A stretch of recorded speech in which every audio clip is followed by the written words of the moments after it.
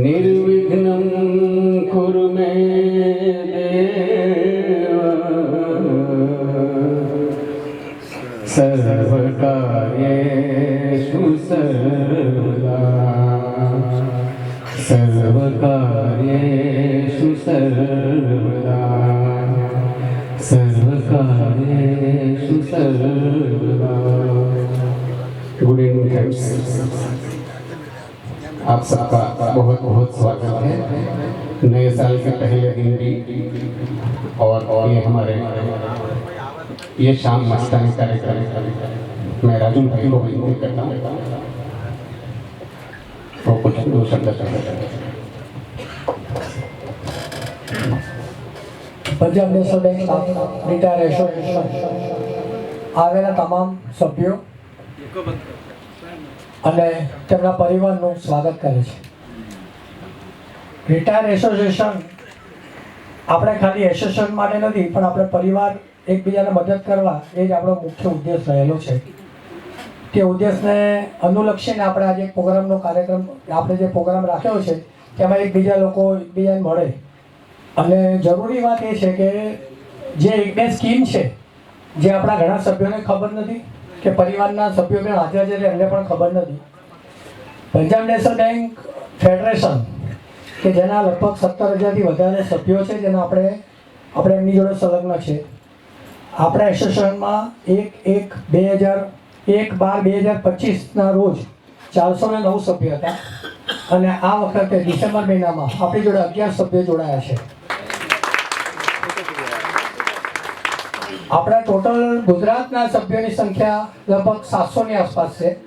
તેમાંથી આપણે સુરત અને બરોડા અલગ રાખ્યું છે, અલગ યુનિટ કર્યું કારણ કે આપણે પહોંચી નતા પડતા એમને આપણે ન્યાય નતા આપી શકતા। હવે વેલફેર સોસાયટી આપણે ફેડરેશને એક વેલફેર ફંડ ઊભું કર્યું છે જે ઘણા લોકોને ખબર નથી, જે મેડિકલ સહાય દરેક સભ્યને કરે છે।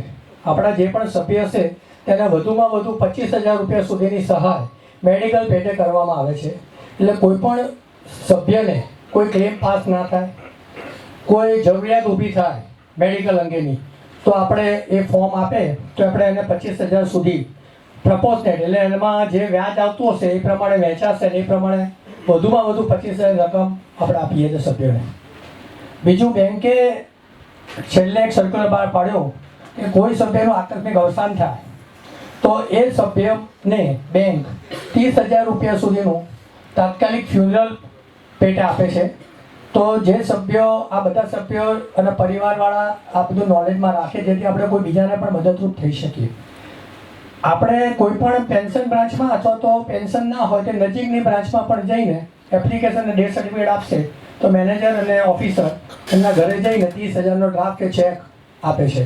આ બે સ્કીમ જાણવા જેવી છે। એ સિવાય આપણે લોકોએ આ વખતે કેમ્પનું આયોજન કરેલું, આઈડેન્ટિટી કાર્ડનું, વિલનું અંગેનું કરેલું, એ બધા કાર્યક્રમમાં આપ સૌ હાજર રહો, એમાં આપને ઘણું જાણવા મળશે અને આપણે ઉપરાંત આવા પ્રોગ્રામો કરતા રહીશું। જો આપણો સાથ અને સહકાર મળતો રહેશે ને તો એકબીજા પરિચય આવશે। આપણે તો એકબીજા બધાને ઓળખીએ જ છે પણ આપણા પરિવારના લોકો કોઈને ઓળખતા નથી, તો આપણે મળીએ તો બધા વધુ નજીક આવશે।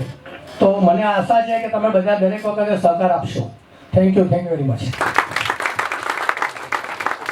હવે આ એ શામ મસ્તાની કાર્યક્રમ છે જે આપણા સભ્યો શ્રી પરેશ શુક્લ અને સંજય ઓઝા દ્વારા, સંજય પંડ્યા દ્વારા આ કાર્યક્રમ ભાઈ સંજય ઓઝા આપણો ફેમસ છે ને એટલે નામ યાદ પણ આપણો ફેમસ જ છે કલાકાર, એટલે આપણા સભ્ય દ્વારા જ આ કાર્યક્રમનું આયોજન કરવામાં આવ્યું છે।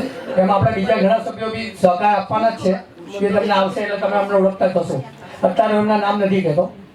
અને હવે હું આ એ શામ મસ્તાની કાર્યક્રમનું આગળનું સંચાલન શ્રી નરેન્દ્ર જાડેજા સાહેબને કહું છું કે સંચાલન કરે।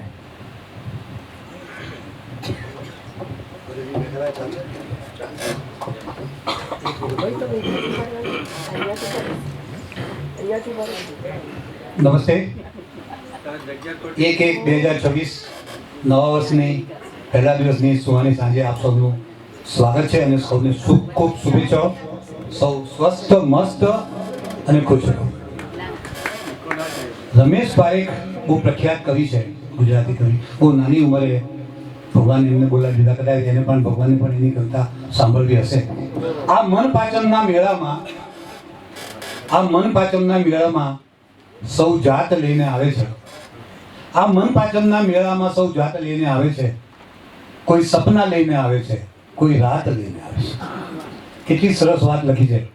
આપણે પણ આપણા ખૂબ સારા સપનાઓ જોયેલા, હવે રિટાયર થઈને એ સપના આપણે સાકાર કરવાના છે. અને પીએનબી આરએના સભ્યો માટે પરેશ શુક્લ અને સંજયભાઈ એક મસ્તાની સાંજ લઈને આવ્યા છે. આપણે સૌ એમને તાળીઓથી વધાવીએ અને કાર્યક્રમની શરૂઆત.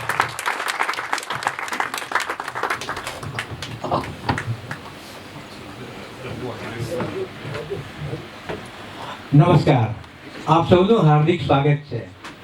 મસ્તાની સંધ્યાનો એ શામ મસ્તાની આ સંગીત સંધ્યાના આયોજનનો વિચાર અમે એક વ્યક્તિગત ધોરણે જે પ્રોગ્રામ કર્યો હતો અને એની સફળતાથી રાજુલનો એક એવો વિચાર હતો કે અમે હવે એસોસિએશનના બધા જ મેમ્બર્સના લાભ માટે અમે આમ કરીએ.